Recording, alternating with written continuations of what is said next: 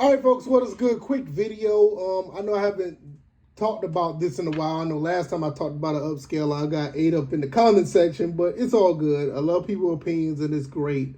But the OSSC Pro, I'm hearing that it's supposed to be around $330 US dollars.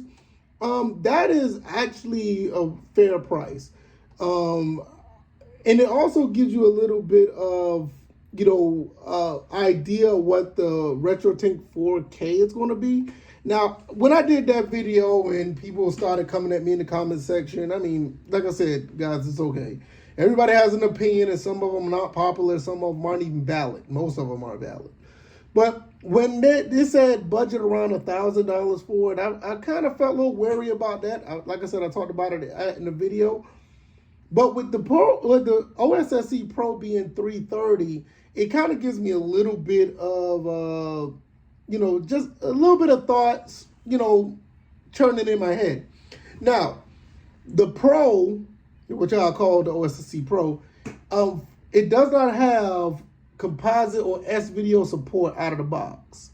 This is a problem that the last OSSC had, and you had to buy like this other adapter to get the your composite and your S-video to coincide with the original OSSC. I would think that this would have had those two things. Now, one thing about the RetroTink 4K, it's going to have it. I mean, even the 5X has it, which I think is a phenomenal device. And if it wasn't for my original OSSC, I would have a RetroTink 5X, and I may still even buy one at the end of the day. But this is a little bit over the RetroTink 5X. A couple, it's like $5 more based on what I'm seeing from Voltar here. Voltar is a legend. I love this guy. This guy does some great work in the retro gaming community. And so I don't know, with this being $330, is it worth it? I don't know. There's not much being said about what's going on here outside of it not having composite S-video support. Everybody likes to go to the RGB avenue. I mean, I do. But, I would like to use S-video because I don't plan on modding my N64. Or I like to use composite for my PC engine. So, it's a little bit of give or take there. That's why I'm kind of leaning toward the 5X. But let's think about this before I get out of here.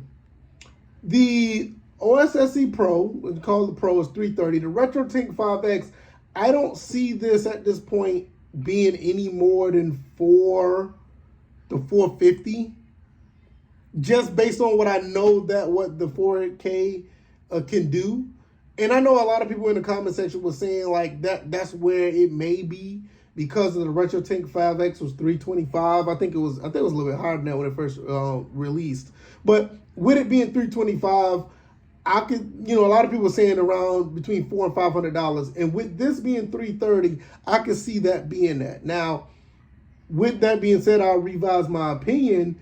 That won't run me out of the retro gaming upscaling market. It won't. I mean, I get it.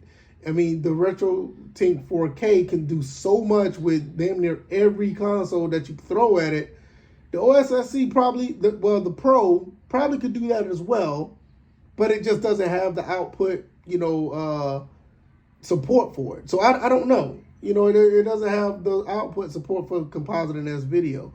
So what would I do if it was me?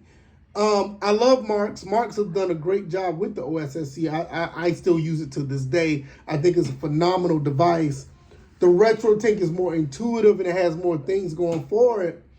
And I would honestly say, if you want to use this with like S-video and composite easily, go with the 4K. I mean, especially if it's going to be based on what I see with the Pro.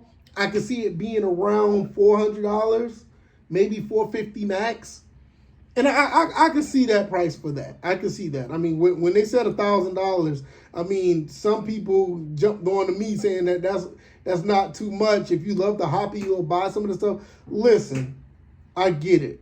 But sometimes you got to draw the line at some place, no matter how much you love the hobby. I mean, let's be honest. You have to draw the lines. I mean, people love gaming, but as soon as that PS3 was $699, Some people was like, wait a minute.